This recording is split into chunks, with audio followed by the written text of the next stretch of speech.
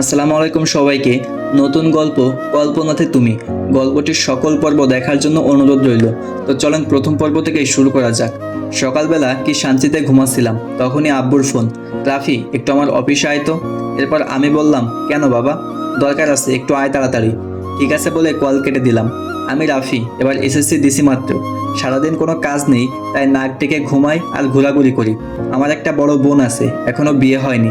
আপনাদের সাথে কথা বলতে বলতে বাবার অফিসের সামনে চলে এসেছি। কি হয়েছে বাবা, এত জরুরিভাবে ডাকলে কেন? এরপর বাবা বলল, তোকে সব বলবো, আগে তুই আমার সাথে চল। আমি বললাম, কই যাব? বাবা বলল, গেলেই সব দেখতে পাবি। কিছুক্ষণ পর আমরা একটা কাজী অফিসের সামনে এসে দাঁড়ালাম। এ কি বাবা, তুমি আমাকে কাজী অফিসের সামনে কেন আনলে? এরপর বাবা যা বলল তা শুনে আমার মাথা ঘুরতে শুরু করলো। বাবা বলল, আসলে আমি আজ তোকে বিয়ে করাবো।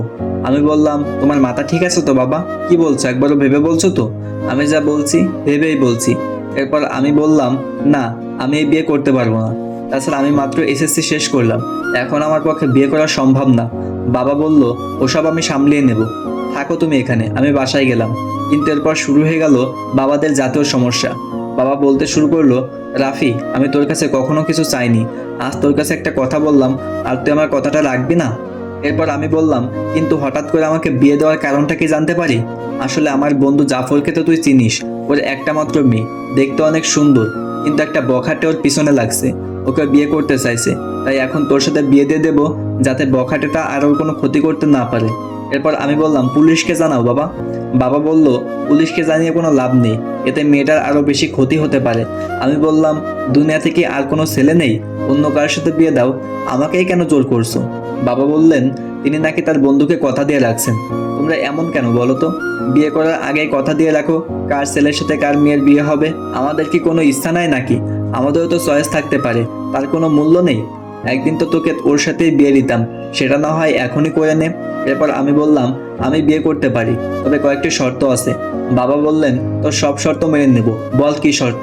আমি বললাম, আমি যে বিয়ে করেছি এই কথা কারো কাছে বলতে পারবা না, আমি আমার মতো চলবো, আগে আপুর বিয়ে হবে, তারপর ওকে বাসায় নিয়ে যাব। এরপর বাবা বলল, তুই সিরিয়াস তো? এরপর কিন্তু কথা ঘোরাতে পারবি না। আমি বললাম, পৃথিবী উল্টে গেলেও আমার কথা ঘুরবে না। বাবা বললেন, রিমিকে দেখে যেন আবার কথা না ঘুরাস। আমি একটু ভাব নিয়ে বললাম, আমি ওর দিকে ভুলেও তাকাবো না। আর কত সময় বসে থাকবো বাবা, তারা কখন আসবে? বাবা বললেন, আর একটু অপেক্ষা কর। আমি তো বসে ভাবছি, বলির পাঠা বানানোর জন্য আমাকেই পাইছে। কত শান্তিতে দিন কাটাচ্ছিলাম। আমি এখনো রাস্তার কোন সাইড দিয়ে হাঁটতে হবে তা জানি না সঠিকভাবে, আমাকে নাকি বিয়ে দিচ্ছে। জিএফগুলোর কথা ভেবে মনে অনেক কষ্ট লাগছে, ওদের এখন কি হবে? তাছাড়া লোকে শুনলে কি বলবে? এখনো তো আমার মনে হয় দুধের দাঁত পড়েনি, দেখি পড়ছে কিনা। এরপর বাবা বললেন, এই তো চলে এসেছে ওরা। বাবা তার বন্ধুকে পেয়ে তার দিকে এগিয়ে গিয়ে নাইস টু মিটও করলেন। না জানি কার না কার সাথে আমাকে জোর করে বিয়ে দিয়ে দিচ্ছে। মাথা নিচু করে বসে আছি।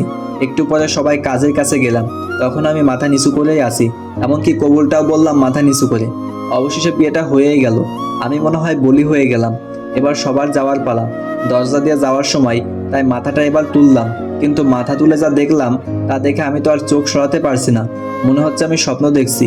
এটা কি কোনো মেয়ে নাকি কোনো পরী? একটা মানুষ এত সুন্দর কিভাবে হয়? এই কারণে হয়তো বখাটেগুলো ওর পিছনে লেগেছিল।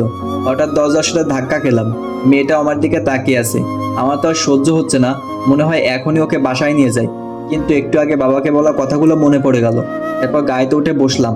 আমি এখন ওর কথা ভাবছি। এরপর বাবাকে বললাম, আচ্ছা বাবা, একটা কথা বলার ছিল। বাবা বললেন, কি কথা বলো? তখন যে কথাগুলো বলেছিলাম তাকে এখন আমি ফিরিয়ে নিতে পারি? তুই তো এক কথার মানুষ, তাহলে এখন কেন কথা ঘুরাবি? আমি বললাম, প্লিজ বাবা। বাবা বললেন, না, তা হবে না। কি আর করবো, ধুর, কেন যে ওই কথাগুলো বলতে গেলাম, একবার দেখার পরেই না হয় কথাগুলো বলতাম। এরপর বাবা আমাকে বাসার সামনে নামিয়ে দিয়ে চলে গেলেন। আমি বাসায় গিয়ে ভাবতেছি, আচ্ছা মেয়েটা কি সত্যি এত সুন্দর ছিল, নাকি আমার চোখের দেখার কোনো ভুল ছিল? তারপর দুপুরের খাবার খেয়ে বাইরে গেলাম, কিন্তু আমার কোনো কিছুই ভালো লাগছে না। মনের ভিতর কেমন একটা লাগছে। কি কাজটা করলাম আমি? এই বয়সে বিয়ে করলাম, কিছুই ভালো লাগছে না, তাই বাসায় চলে এলাম। রাতে কিছু খেলাম না। একবার ভাবছি মেয়েটার কথা, আর একবার ভাবছি কি কাজটা করলাম। আমার চুপ থাকা দেখে আপু এসে বলল, চুপ থাকার কারণ কি? আমি তাকে কিছু না বলেই দরজা বন্ধ করে দিলাম। রাতে আব্বু আসলো। আম্মু আব্বুকে জিজ্ঞাসা করলো, আমি চুপ কেন?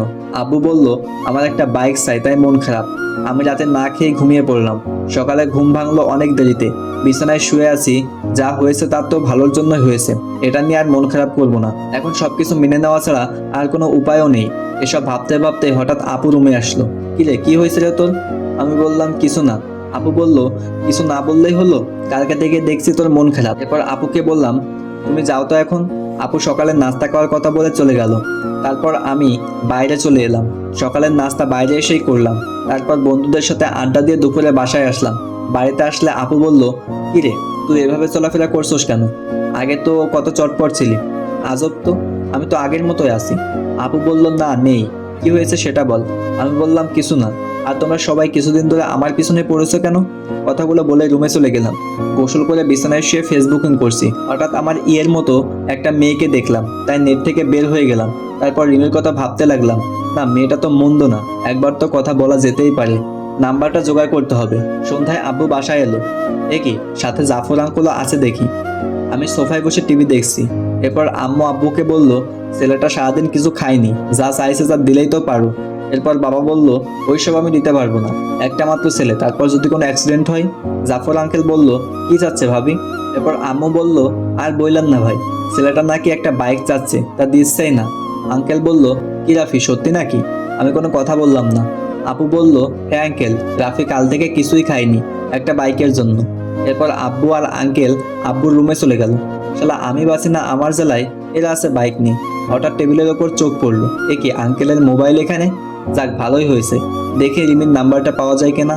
মোবাইলটা হাতে নিয়েই অনেক ঘাটাঘাটি করলাম, কিন্তু রিমির নাম্বারটা পেলাম না। হঠাৎ প্রিন্সেস নামে একটা নাম্বার চোখে পড়লো। এরপর একটু চিন্তা ভাবনা করে যা বুঝলাম তা হলো এটাই রিমির নাম্বার হবে। নাম্বারটা নিয়ে রুমে চলে এলাম। তো বন্ধুরা, গল্পটি কেমন লাগছে অবশ্যই সবাই কমেন্ট করে জানাবেন। যদি গল্পটি ভালো না লাগে তাহলে আর কন্টিনিউ করব না, আর যদি ভালো লাগে তাহলে অবশ্যই কন্টিনিউ করব। তো কেমন লাগছে অবশ্যই সবাই কমেন্ট করে জানাবেন। আর হ্যাঁ, আমাদের ভয়েস অফ হোসাইন ইউটিউব চ্যানেলটিও সাবস্ক্রাইব করে দেবেন।